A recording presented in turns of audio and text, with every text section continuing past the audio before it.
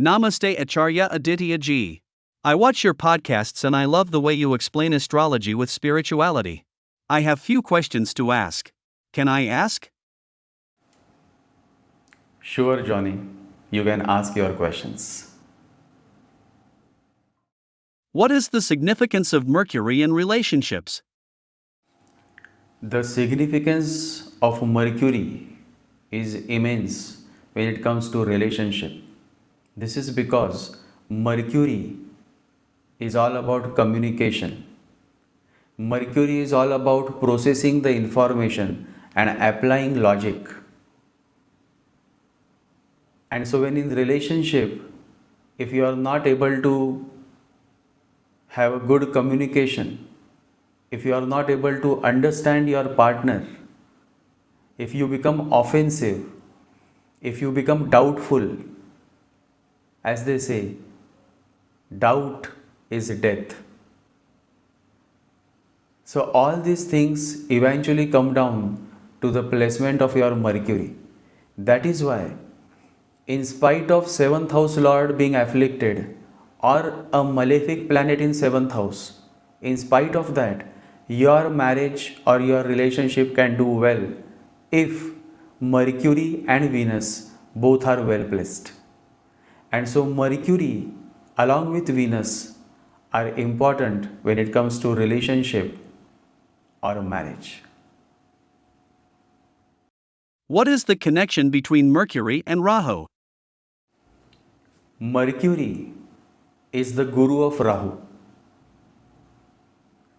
And this is because Rahu is all about desire. You want to reach somewhere. But to reach to that point, you need the brain, the intellectualism, the logic. And so there is a strong connection between Rahu and Mercury. If the placement of Rahu is not good, then your brain will also work in a crooked way. Because the desire itself is not constructive but destructive. And so you will do the entire processing to attain to that destructive goal. And so the connection between Mercury and Rahu is very deep. Just the way Mercury is the guru of Rahu, similarly Jupiter is the guru of Ketu. Jupiter, Ketu help you to turn inwards, whereas Mercury, Rahu is constantly extrovert. The focus is always on the outward. You can say it is shallow, whereas the depth is found in Guru and Ketu. There was a master and he gave 2 ducks to 2 disciples. And he said that go and kill that duck and come back. The first disciple took the duck, went into a place where there is nobody, killed the duck and came back. The master said we need to wait for the another disciple also. But the another disciple never came back because he took the duck, and wheresoever he used to take the duck, he used to feel that somebody is watching. He couldn't kill the duck. He went to all kind of places. He went to the forest. He went to the mountains. But he couldn't kill the duck because he felt that somebody is watching. How can I kill that duck? And so then no matter what, even though the master rejects me, it is fine. But I cannot kill the duck. And then after 6 months, he came back and he said to the master, I cannot kill the duck. You can give me any kind of punishment that you want to, but I cannot kill the duck. My consciousness won't allow me. And the master took him, kissed on his forehead, and said, "You are my successor." And then he called the first disciple and he said, "Get out. You haven't learned anything from me." You understand? This is the difference between Mercury Rahu, the first disciple, who just followed the instruction. There was no introspection, there was no awareness. Whereas the second disciple, he was a man of awareness. He couldn't kill the duck. And he became the successor. So this is how the difference is, and this is how Mercury Rahu are always connected. Whereas on the other side, Jupiter Ketu are connected. And Jupiter loves Ketu. In fact, Ketu is the right hand of Jupiter. What is the importance of reading Holy Scriptures? The mind is constantly wavering. You see, whenever you have no work, the mind roams all around the world, all kind of subjects and people. So it is necessary that you focus on bringing the mind back to the present moment, as well as you focus on purifying the mind. And both of these things are possible when you start reading a specific holy scripture of your faith. No matter whether you are Hindu, Muslim, Christian, Sikh, but every religion has the holy scripture. And it is necessary that you read at least one chapter of that holy scripture. Because when you read, the mind is getting purified. So reading a holy scripture is very, very important. Similarly, in our religion, that is in Hindu,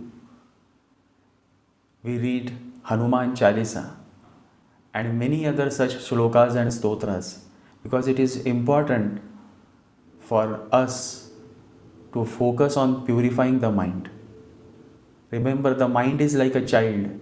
You have to bring it back and you have to tame it in such a way that it remains in your control. And when I say your, it is your consciousness.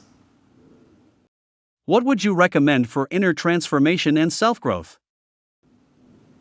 For inner transformation and self-growth, the most significant remedy is the mantra remedy. You need to chant the mantra of a specific god, goddess, guru, because that is what brings a great inner transformation. Chanting the mantra of a planet may help you in bringing a change in your situation. Meaning you were poor and now you became rich. So your situation has changed. But that is not enough.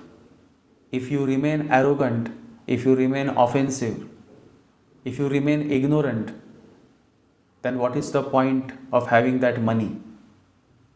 What is the point in becoming rich? And so the chanting of mantra of God, goddess is more important than chanting the mantra of planets. Always remember this. Which mantras should we chant more frequently during the retrograde Mercury period?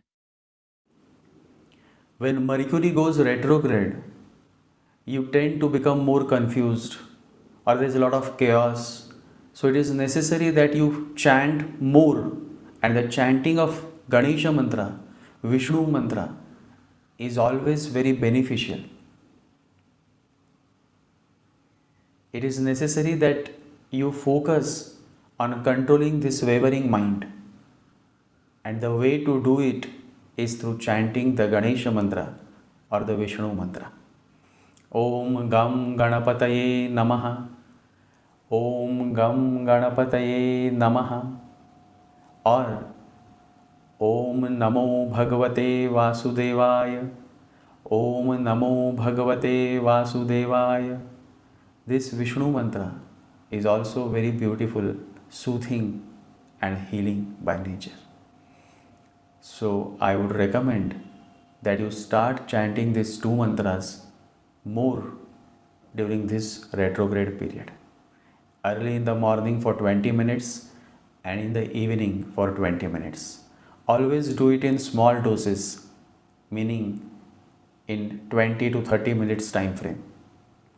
Too much is not required. If you do it in small portions, you will be able to be consistent rather than doing it for long hours. And remember, you are not a yogi, you are not a sannyasi, you are still a man in this material world. So there has to be a balance.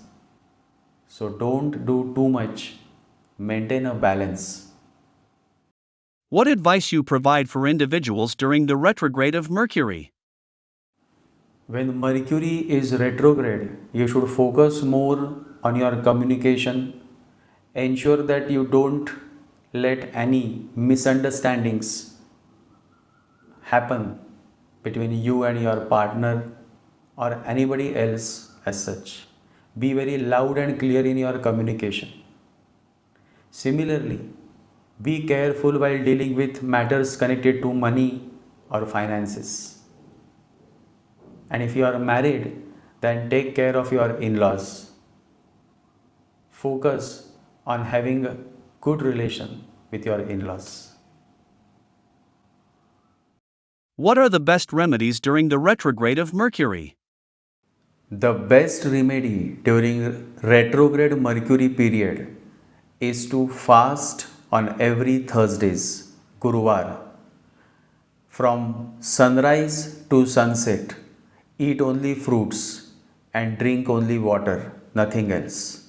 And after sunset, eat pure vegetarian food without onion and garlic.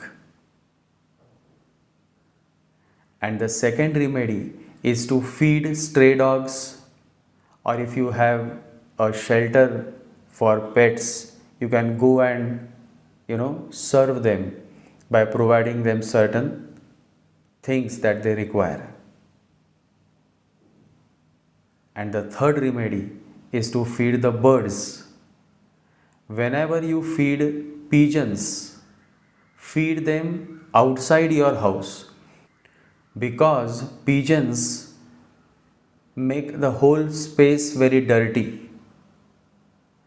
So instead of feeding them in your balcony or in your on your window, go and feed them on the roads, somewhere at public place.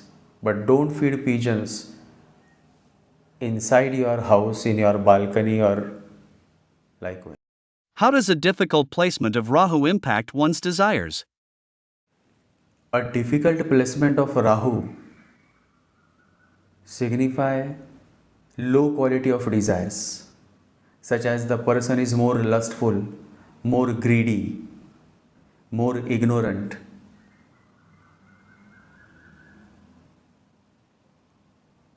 And so the more difficult placement of Rahu, the more the person tend to create problems due to his own ignorance. And then he starts blaming the whole world. Always remember, desires never end. Desires always remain. Even if you are a yogi and you are on the Himalayan mountains, still the desire to pray, the desire to chant, the desire to meditate is always there. So desires never end, but the quality of desire is what you should focus on. You can always work towards raising the quality of desire, and that is possible only when you start taking efforts towards your self-growth. So even though your Rahu placement is difficult, even though you are running through Rahu Mahadasha, if you have that dedication and that awareness to work towards your self-growth, then definitely you will overcome Rahu, and in the next birth you will have a better Rahu placement. That is for sure. What are some of the benefits of Mercury going retrograde? The benefit of Mercury going retrograde is this, that you get an opportunity to revisit certain matters of your life, and as such, you tend to learn some new insights during this retrograde period. So, it's a wonderful period to go back. It's like pause, rewind, and then learn something, some new insights during this period. It's like life gives you an opportunity to go back and find out all those things that you have been missing in your current life. It is a good period for those who want to go back to their partners, whether it is ex-girlfriend, ex-boyfriend, ex-wife or ex-husband. Anything that is connected with the past, you get an opportunity, a second chance to revisit, reanalyze, and thereby try to figure out what went wrong and, if possible, fix it during this period. What is the beauty about living in the present moment? Always remember that past is no more and future is not yet. Now is the only moment, the present moment. Life is flowing now. I am alive now. You are alive now. I am breathing now. You are breathing now. Now is the moment. And so when you are in the present moment, you are not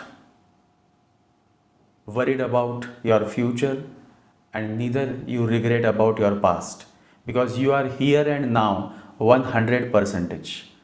And when you are here and now 100%, you will be able to focus 100%. And when you focus 100%, you are 100% going to succeed in your life. So the beauty is to be here now in this present moment. Thank you so much, Acharya Addittya Ji. I am grateful and feel blessed to have an opportunity to interact with you. I will be very happy to ask you more questions in our next session. You are welcome, Johnny. You can ask more questions in your next session, and I will be happy to answer. Jai Sri Ganesha. Jai Guru.